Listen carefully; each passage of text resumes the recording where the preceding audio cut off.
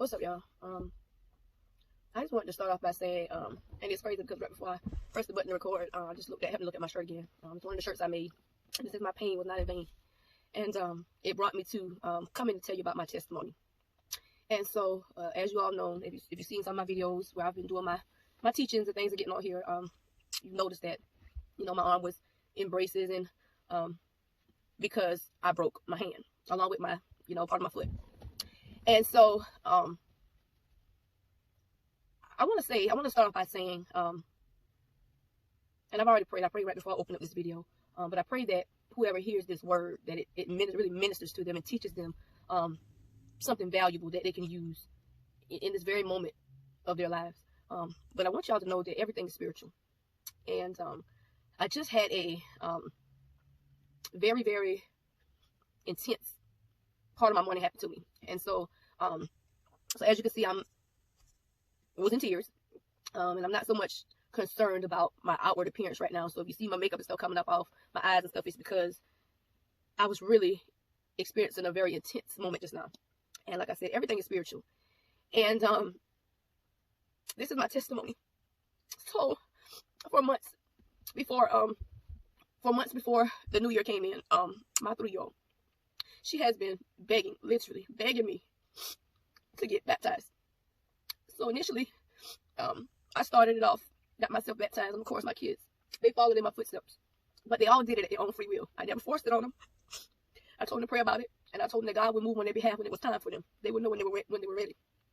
And so initially, after everyone had gotten baptized, my 3-year-old, she mentioned that she wanted to be baptized, and naturally, her watching it, you would think that she wanted to do it because she saw the water and she just wanted to experience what we experienced. But it was much deeper, y'all. It was much deeper. And so for months, my baby has been begging me to get baptized. And so I reached out, tried to get her baptized on multiple attempts. And those were failed attempts.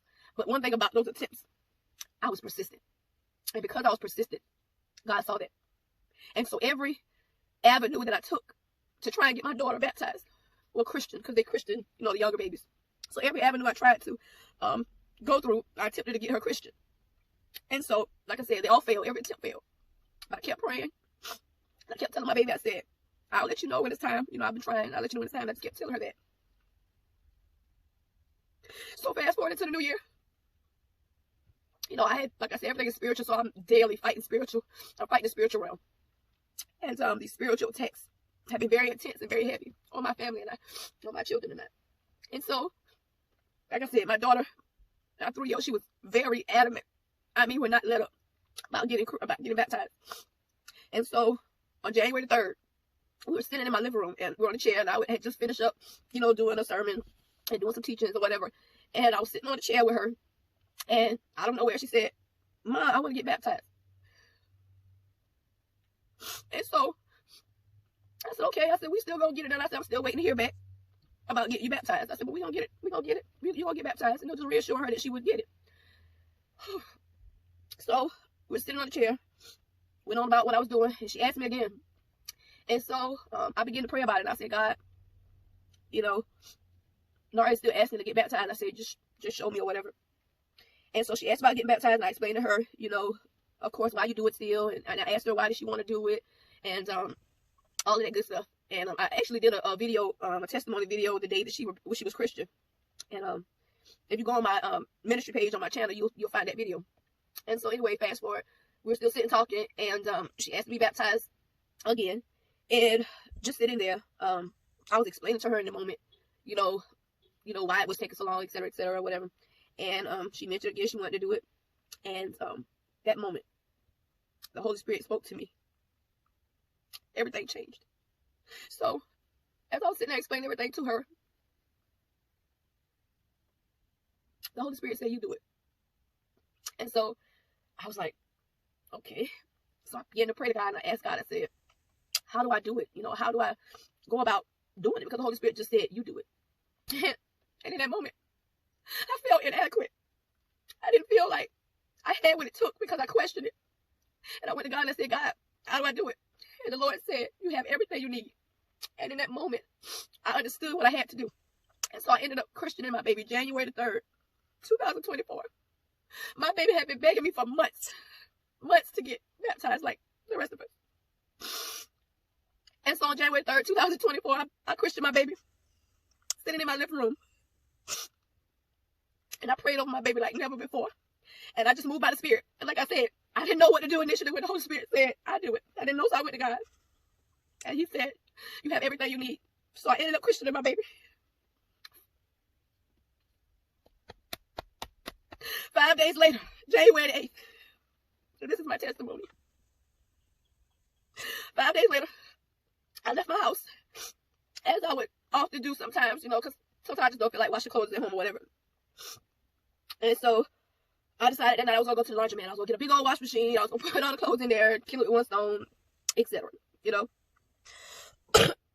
And so I decided to get one of the hugest wash machines that they have.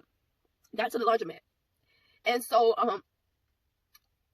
before I go any further, I want to say this. A lot of times we try to teach our kids things, and we tell them, and sometimes they'll laugh at us, and they'll they think we just talking, and they're really not taking us serious, and we're teaching them, and we're warning them. And sometimes we're just really not being heard.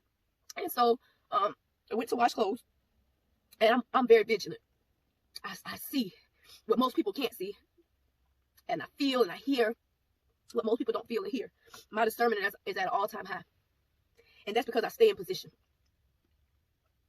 And I am literally built for whatever type of spiritual battles there are. And so, like I said, spiritually, I have been fighting all kinds of things.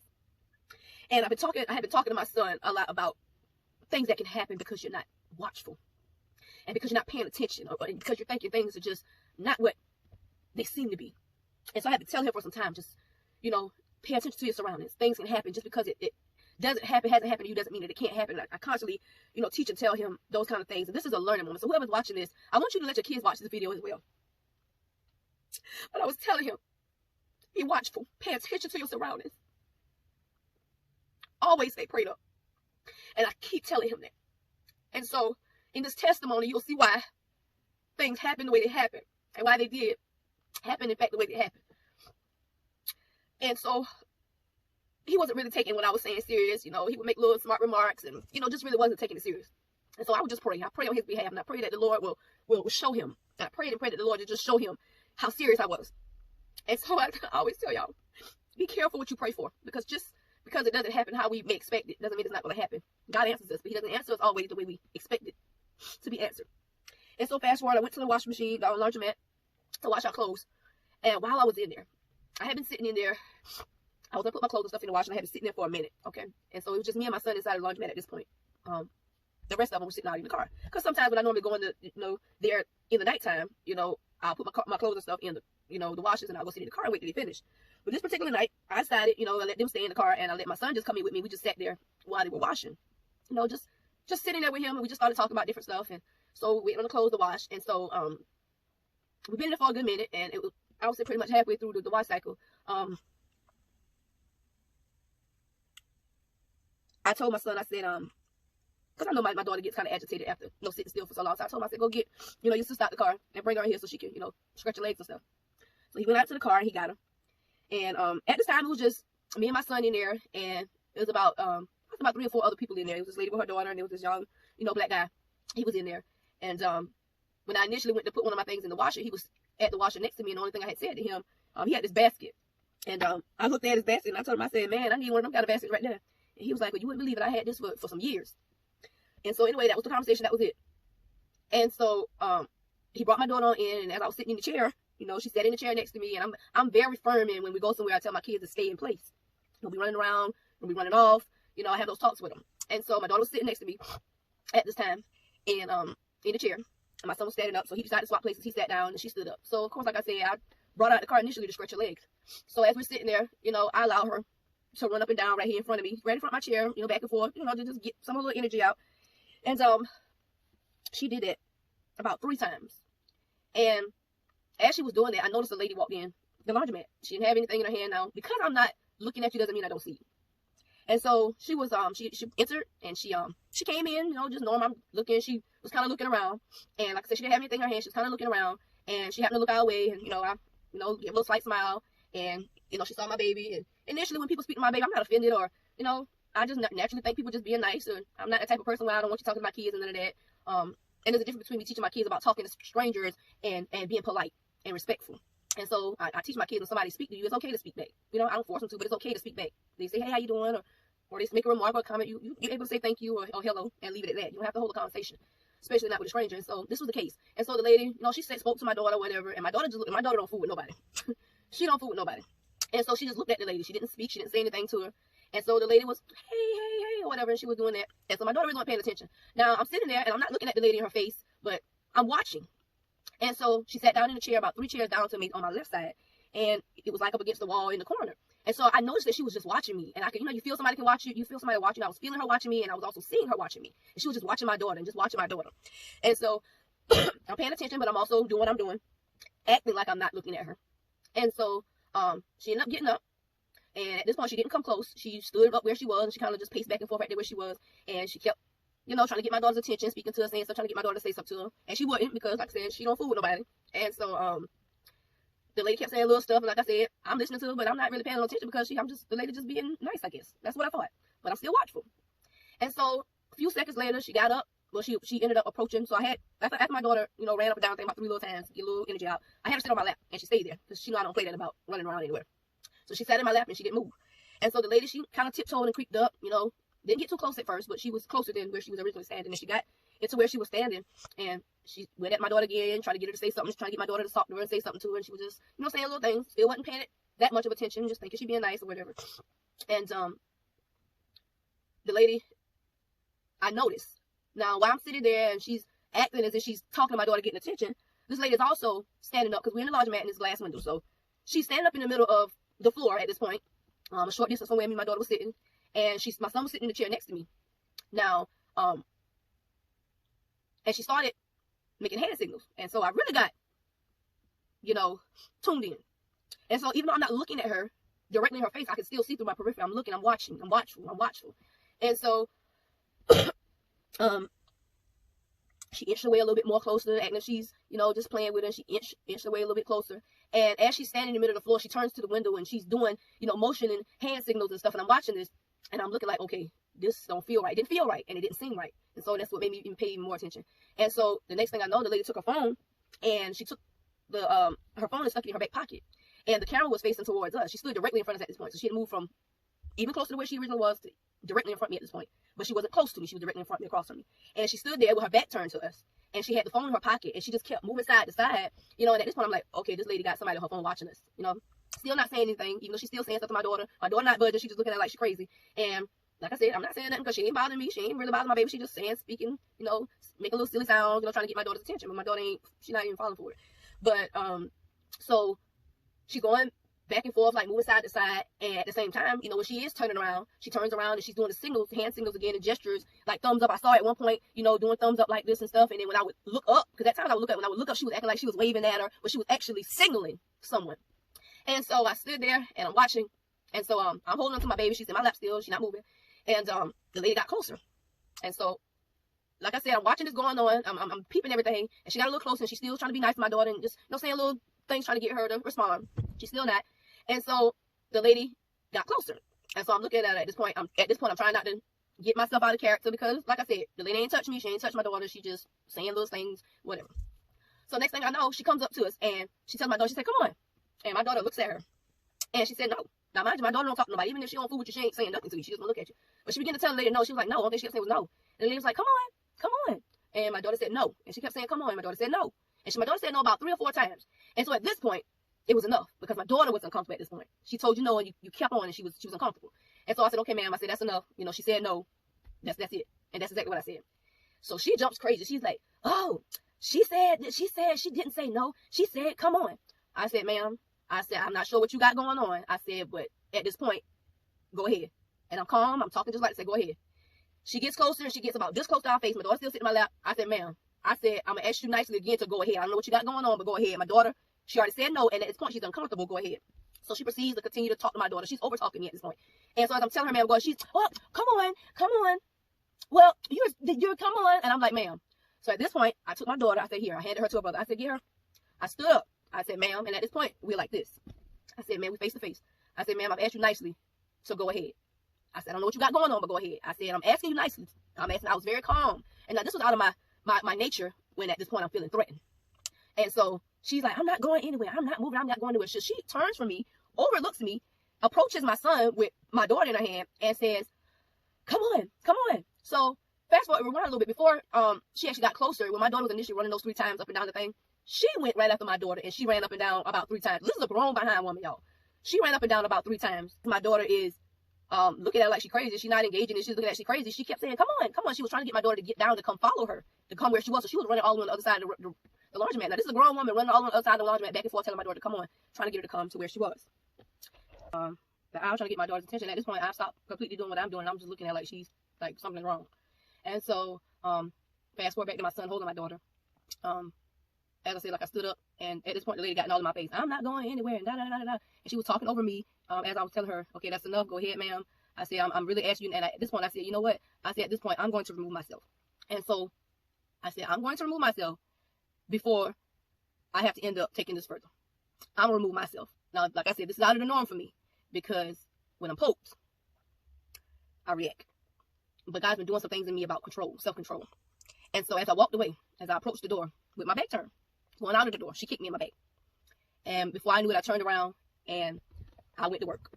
So the guy that I initially talked to in the laundromat, you know, about his basket very briefly, he ended up coming out the door, and, you know, he was trying to get me off of her, and he was, you know, telling the lady, he kept telling her, ma'am, just go ahead, just leave her alone, go ahead. He said, I saw it coming, just go ahead. He said, just leave the lady, just leave him alone, go ahead. But the lady would not leave us alone. She was just still persistent.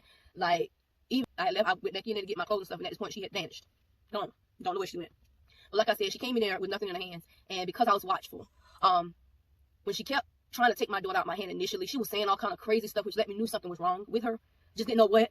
And she kept saying, that's Jesus, baby. And that was the only thing that I could just really take away from that moment of her talking crazy. She had said, like I'm telling y'all, she said so many different mumble jumble crazy things when she was talking. And I was telling her to leave my daughter alone, just go ahead, because she was steady trying to get her out of my hand. Come on, come on, come on. And I was like, ma'am, go ahead. You know, but at the point my daughter got uncomfortable, that was it. That was time for her to, you know, really step aside. But she was persistent in not leaving her alone. She was trying to get her to come with her. She attempted to try to get her to follow her up and down, running behind her, so possibly she could snatch my daughter and run with her. Like I said, be very watchful. Be very aware of your surroundings. When it all happened, like I said, after it happened, you know, I got my clothes and stuff, and we stood there for a few minutes and I waited about 3 more minutes till my clothes was drying at this point. And within that 3 minutes time, my clothes had finished, and I started feeling everything. I didn't even know I broke my hand and stuff until about a good 4 or 5 minutes after, because I guess my adrenaline was still rushing. But for that to happen, in the moment when it happened, I just knew it was some crazy mess. I didn't expect it to happen. Never knew it was going to go that far. And I asked the lady to leave me alone, and she wouldn't. I asked her to leave my daughter alone. She wouldn't. She just was, I was like, ma'am, get out of my face. She's like, I'm not getting out of nowhere. I'm not going nowhere. And she was just really on one. But like I said, and I'm not talking about this to brag at all. I can't even say, and when I went to God about it, it wasn't on the terms of God forgive me for fighting, because I walked away. Because I tried to avoid it. Because I removed myself from the situation. All of these things were tests of my self-control. And so while I did, like I said, as I walked away and was approaching going out the door, you know, she kicked me in my back. And so that was it. It's only but so much walking away that you can do before you actually react. And that was the situation. So by no means am I shameful of what happened or even proud of what happened. It's just what happened. That's my story. That's my testimony. And so, like I said, I have been talking to my son about being watchful, and for him to, you know, always not take it serious when I'm talking about it. He just thinking it can't happen to us. So, you know, but after it was all said and done, and I sat and I talked to God about it. Even my mother, when I told my mother about it, she was like, well, what do you think the Lord was trying to show you? And I told her I really couldn't think of anything that he was really trying to show me in that moment. You know, I told her other than self-control. I said, but I walked away, Mom. I walked away. And she was like, yeah, no, she understood. But I was like, I walked away. I controlled myself because I walked away. I didn't react how I could have initially when she was just on it. You know, I walked away. I walked away. And I wasn't routed when I was telling her these things. I was very calm. Like, I said, ma'am, just go ahead about your business. Go ahead. Because I really, you know, I'm trying to get my clothes washed. That's it. And so when my mom initially asked me that, what I think God was trying to teach me out of that, I couldn't think of anything because it happened so fast. Like, I wasn't expecting it to happen. You know, I was watchful and I was seeing things and I was paying attention. And that was, you know, that was my discernment. You know, the Lord was telling me to be watchful. You know, when I got that uneasy feeling when she just kept looking at us, even though she was sitting down initially, I just kept feeling her watching me and watching my daughter. And so, like I said, when she initially asked me what did I think that the Lord was trying to show me, I told her really nothing. And then when I got home, you know, after I went to the hospital and whatever, and I got back home and I was sitting down on the chair and I was, you know, I asked God, I said, God, forgive me for even having to go that far. I said, but Lord, you saw me walk away. But you saw me walk away. And so as I'm sitting there, the Holy Spirit began to show me that that situation was to teach my son something. And so when we're telling our kids things and we're teaching our kids things and they're not really taking those things in because they're not really seeing the bigger picture, don't stop because they're not seeing the bigger picture. Keep talking and telling them, because I never stopped talking to my son about it. And sometimes I would be out and all of a sudden I would just say something like, pay attention to your surroundings. They would be like, Mom, what made you say that all of a sudden out the blue? Like I said, the Holy Spirit always prompts me when to speak, when to be watchful, how to instruct my kids on doing things. And it's always in God's perfect timing. And so I feel like after the fact, my mother had asked me that, and I went home and I sat in my chair and I was praying to God. And, after I was, telling God, God, I walked away. It wasn't nothing I could do, God. I walked away. And the Lord didn't hold me to that because God saw me. And like I said, I knew that in that moment that situation happened, not only because I was being tested in self-control, but that God was showing my son something in that moment. And it humbled him. It humbled him. My kids got to see a part of me that they never saw. And they were shocked. And that's really all they could talk about when it initially happened, was how I ended up going to work on that lady. That's all they could talk about. But I wanted them to see the bigger picture. And I told them the bigger picture is not the fight that you've seen. The bigger picture is pay attention to your surroundings. Pay attention to what I'm saying to you, because you never know. You never know. And as naive as he was to think that it couldn't happen to him, it happened to us. And like I said, God had to humble him in those moments to show him that it could happen to you. And because God covers us, and he gives us grace, because I chose to be obedient on December the 3rd, and although I was unsure how to do it, I went to God and said, God, how do I baptize her? And he said, you have everything you need. And that was all I needed to hear. And I ran with it. I was led in those moments of praying over my child. I mean, it was an intense, deep prayer. And I can't say I never prayed like that before, because when I pray, I get deep. And I prayed and I prayed and I prayed and I prayed like never before for my daughter that day. And when it was all said and done, I was so empowered. God puts a power on the inside of us. We already come with this power. And to access this power, we have to stay positioned. And to stay positioned, we have to put ourselves in God's presence. And so as I did all of those things, I put myself always in God's presence, and I always position myself to talk to him and ask him for his guidance and to show me and instruct me. God does that. And like I said, we don't always expect God to answer us in the ways that he do. But after it happened, I appreciated the fact that not only God was showing my son when he was teaching, not only that he was teaching him a lesson, but God was also working on me as well, without me even knowing it. Because I was caught by surprise. Like I said, I had been watching, and I was caught by surprise, and I was putting two and two together. And it's sex trafficking everywhere. It's abduction and kidnapping everywhere. It's not just here, where I live. North Carolina is one of the highest rates for sex trafficking and stuff. And like I said, but it can happen anywhere. It can happen at any moment. It can happen anywhere. It can happen at any time. It can happen in church. It can happen in the grocery store. Nowhere is safe. That's why you must stay prayed up, stay covered by the blood of Jesus. Like I said, it took me a minute. I wanted to speak on and give my testimony about it before, but like I said, the Lord didn't give me permission to speak on it at that point. But as a situation happened this morning, and as I was brought to tears in that situation, the Lord said it was time for me to speak about it. And so, pay attention. This is not just for the kids, but like I said, I want y'all to let y'all kids watch this video. Pay attention. Parents, when you're going out in public with your kids, not even just the small ones, the big ones, because they're snatching the big ones too. I've had several instances up here myself where I went in the store and I've had guys follow me. And like I said, my discernment level is at an all-time high. And God has given me a power to see what others can't see. And when I see things on people and when I see things from people, I'm very watchful. And like I said, because somebody's not looking at you directly doesn't mean that they can't see you. And because I'm always watchful. And the Bible says always be watchful, because there's always an adversary prowling, seeking to devour you. And I don't care where I am, I'm watchful. I'm not in my phone, y'all. And I see so many people like that now. When I get out of my car, I'm watching them. And as soon as they jump out the car, their phone's in their hand, their head is down. They're walking in the store or just doing whatever when they get out the car. And they're not watchful. And I used to be that person. But back in 2018, this is also part of my testimony, y'all. My book is almost finished. I'm finishing the process. My book is coming out to be released ASAP. I will definitely get y'all details on that. But my book is life-changing. My book is a book that was written for many years. And like I said, when I initially started this video off, this was a shirt that I designed. This is one of my shirts from my brand that is also going to be launching. My pain was not in vain. And so everything that I had went through in my life, it was not for no reason. Everything that I have went through. And I used to always wonder why I had to always go through things. And why I always had to feel things. And why I always had to deal with certain things. And God told me one day that my purpose was ministry, and that everything that I went through was not for me, but it was for somebody else. So I know that this book that I have is going to be life-changing. This book is going to shake some things up in your life. It's going to be a literal guide on how to walk. On how to walk. And so I'm very grateful and humble that God has done that thing in me.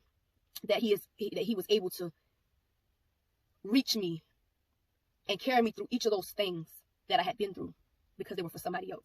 I literally talk to people, and I talk to people, and I always talk to people. When I used to go have like my clients and stuff, when they used to always come to me, my clients would sit in my chair and they would pour to me about their lives. And somehow, even in the midst of me going through my stuff, I would always have the right words to say, and I would always be able to give them something to stand on. And I always knew that about me, but I never wondered why until, later in my life, and the Lord explained to me that my purpose was ministry. And while these people were asking and telling me and trying to seek help from me, it was God positioning me. And he was doing that all along, and he was doing that through my pain.